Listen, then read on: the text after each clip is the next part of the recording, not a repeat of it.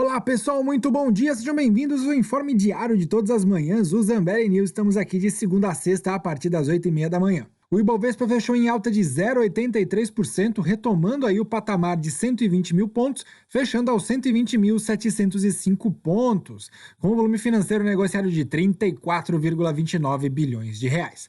Dólar comercial continuou subindo, cotado aí a R$ 5,31, alta de 0,15%. Vamos então agora às principais notícias que podem mexer com o mercado financeiro nesta sexta-feira, 14 de maio de 2021. O Alibaba reportou nesta quinta-feira seu primeiro prejuízo operacional trimestral desde a abertura de capital que foi realizada lá no ano de 2014, afetado por uma multa antimonopólio recorde. O Alibaba reportou uma receita anual de 930 bilhões de yuanes, o que equivale a 144,12 bilhões de dólares para o ano fiscal encerrado em março de 2021, um pouco acima da estimativa média dos analistas de 928 bilhões de yuanes. A projeção foi ofuscada por um problema regulatório, que resultou na suspensão do IPO de 37 bilhões de dólares de sua afiliada financeira, a Ant, e em multa de 2,8 bilhões de dólares por práticas comerciais anticompetitivas.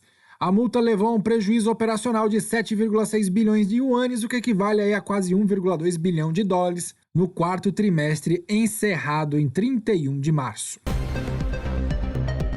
Um gasoduto colonial pagou quase 5 milhões de dólares a hackers do leste europeu na sexta-feira para ajudar a restaurar uma operação do maior oleoduto combustível dos Estados Unidos, de acordo com duas pessoas familiarizadas com a transação.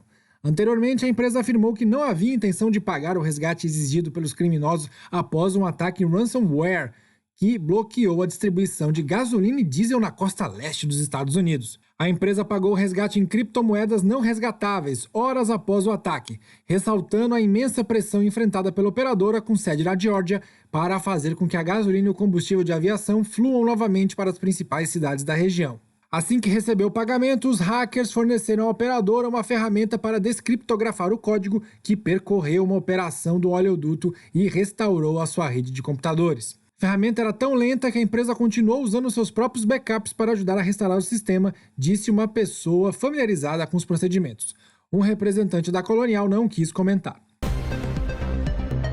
E falando em petróleo, os preços caíram mais de 2% nesta quinta-feira, com o aprofundamento da crise do coronavírus na Índia e na retomada das operações do oleoduto dos Estados Unidos, esse que foi hackeado, interrompendo uma recuperação que elevou o petróleo bruto para uma alta de 8 semanas depois que a Associação Internacional e a OPEP previram uma recuperação da demanda global no fim do ano. O Brent, negociado na Bolsa de Londres, despencou 3,27%, cotado a 67 dólares e 5 centos o barril. O WTI, negociado nos Estados Unidos, caiu 3,42%, cotado aí a 63 dólares e 82 centos o barril. O volume financeiro médio diário negociado na B3 no segmento de ações que contempla o mercado à vista e derivativos sobre as ações subiu quase 15% em abril, ante o mesmo período do ano de 2020. Para 32,53 bilhões de reais. Na comparação com março, houve queda de quase 16%. A capitalização de mercado de média das empresas com ações negociadas na bolsa atingiu 5,2 trilhões de reais, 59% maior do que no mesmo mês do ano passado e alta de 3,9% em relação a março. O total de empresas listadas ficou em 429, alta de 9,7% no ano e de 1,9% no mês. O número de investidores ativos ficou em 3,7 milhões de pessoas, com alta de 54,2% no ano e 3,5% no mês. Em números absolutos, a Bolsa conquistou 126.925 investidores em abril. O segmento de juros, moedas e mercadorias, a antiga BMF, teve um volume financeiro médio diário de 3,9 milhões de reais de contratos em abril, que representa queda anual de 7,4% e mensal de 24%. A receita por contrato médio ficou em R$ 2,2, com alta de 29,9% no ano e 10,7% no mês. No segmento de infraestrutura para financiamentos, a antiga CETIP, o número de registros veículos financiados atingiu 467 mil unidades, alta de 116% no ano e queda de 5,6% no mês.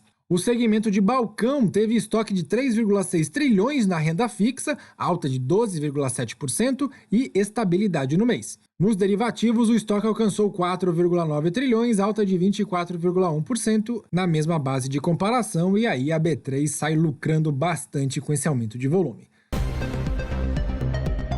Outra empresa que lucrou bastante foi a SLC Agrícola, que registrou alta de 140,9% no lucro líquido do primeiro trimestre ante o mesmo período do ano anterior, chegando agora a 376,8 milhões de reais, com aumento do valor dos ativos biológicos de soja em meio a preços mais altos das commodities agrícolas. A receita líquida saltou 30,8% no trimestre, com os ganhos do algodão em pluma, produto que possui maior valor agregado, sendo 23% superiores aos registrados um ano antes.